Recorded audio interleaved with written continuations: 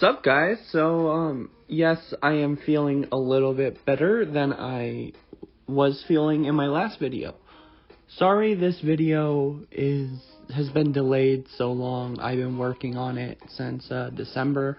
There is a lot of reasons why I've been gone for a long time, why it took me so long. It's about a lot of stressful situations in my personal life. I don't want to go over right now. And a lot of stress from just the drama with the predator I exposed. Anyway, this is a video you guys voted on. I know it isn't the number 1 vote, but it is the number 2 vote.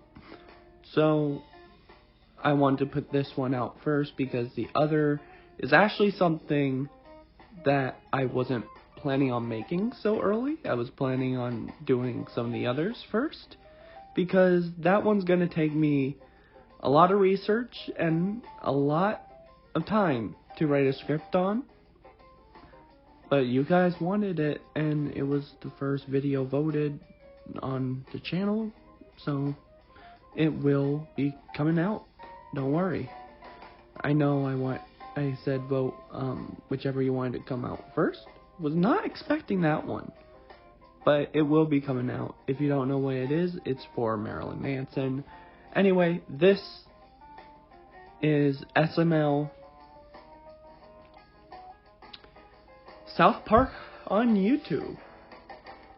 So I'm sure you heard the name Super Mario Logan in your lifetime. I'm sure you've heard it at least once.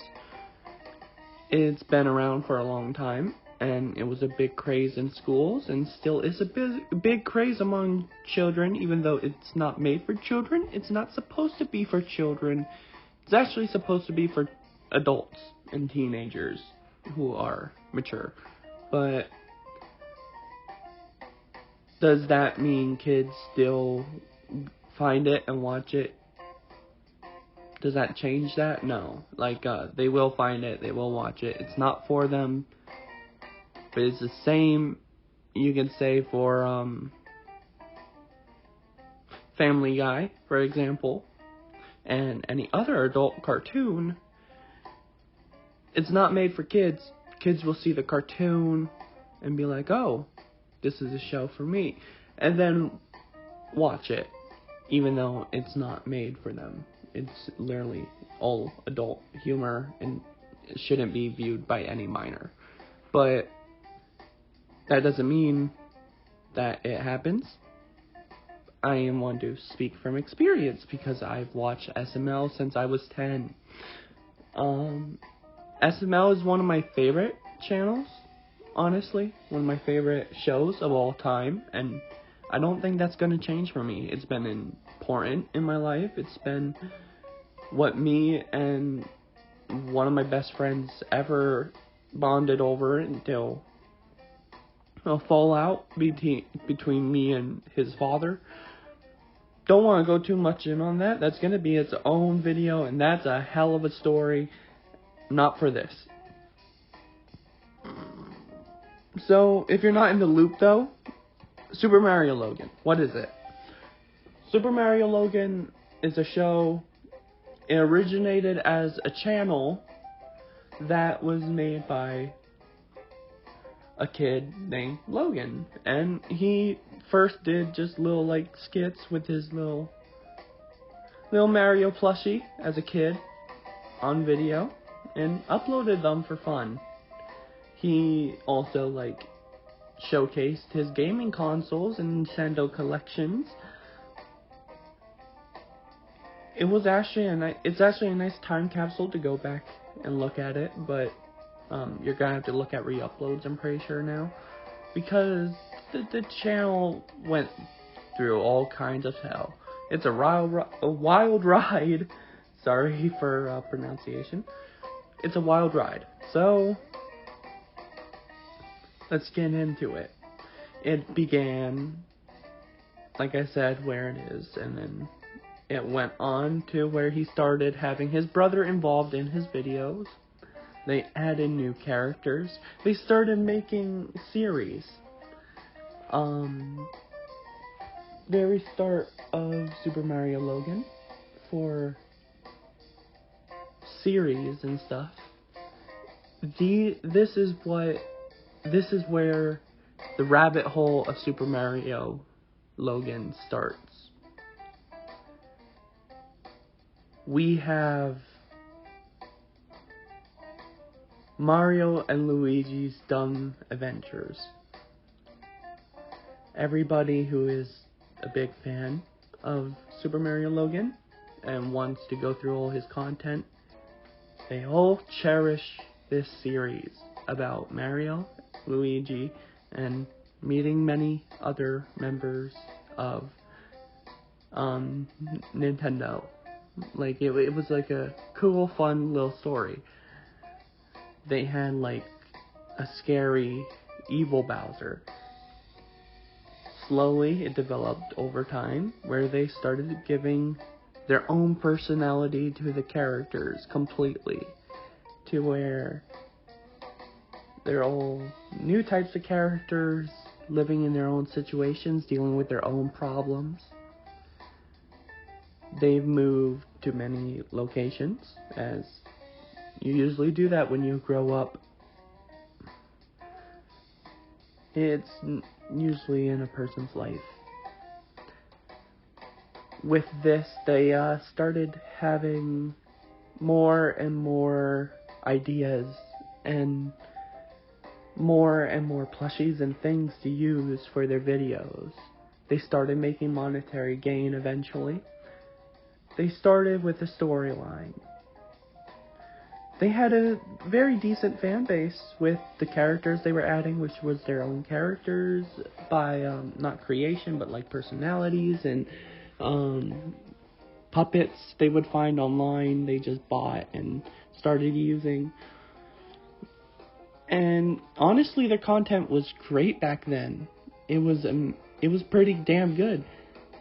Then we have the iconic Mario the Babysitter video. This is where their channel exploded, because it added one of my favorite characters of all time, Jeffy.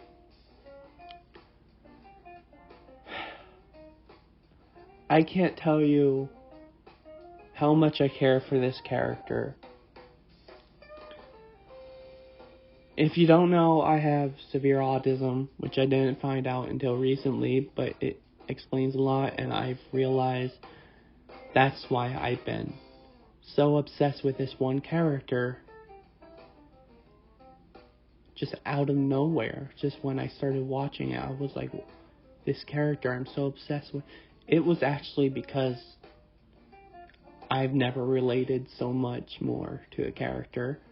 Some of the outbursts that the character had, I have done in the past when I was younger, as a little kid.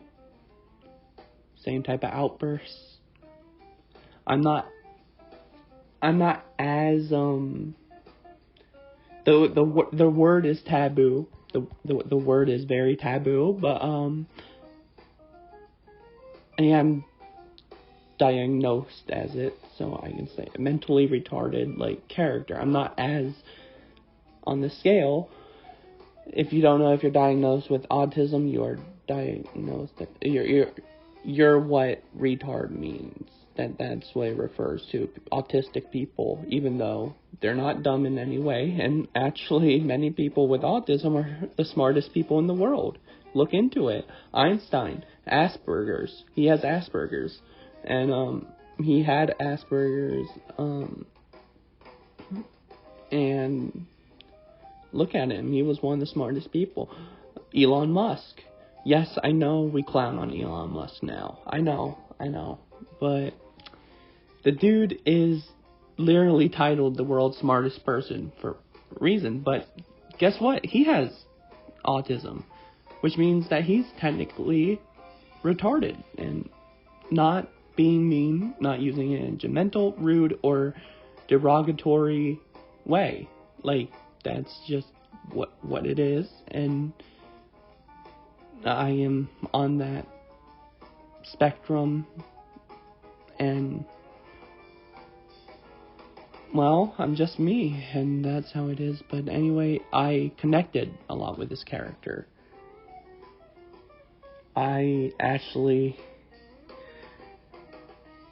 mimicked this character for a long time, and now I actually do have a parody account I started uploaded on. I don't really want to say the name because, like, it's embarrassing, but I think I do a pretty good damn well impression of Jeffy. Jeffy, I can do his voice pretty damn well. I can do his mannerisms easily. They're kind of natural to me, and I've done them for years, since I was 10.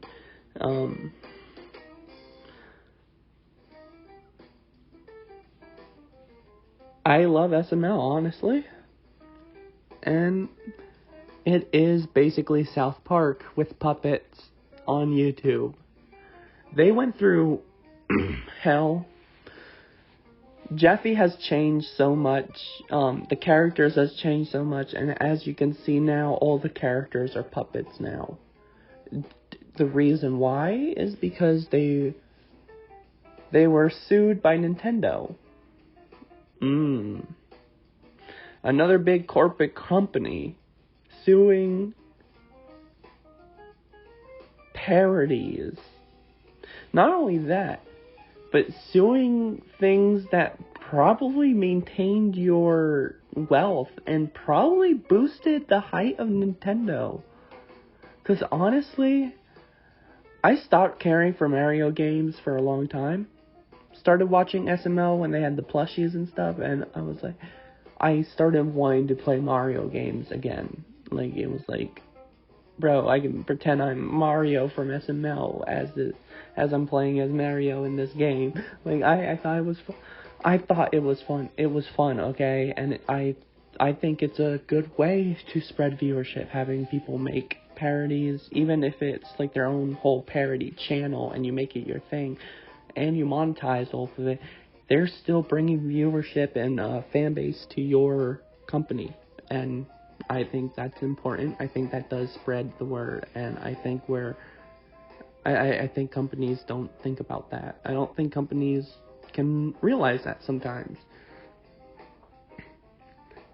So they basically sued one of the biggest growing channels on YouTube. Did it stop them? No. They went actually a little bit into, like, that they had money problems for a while, and while they were going through the lawsuit, they were putting everything into it to just survive, and eventually they made a settlement.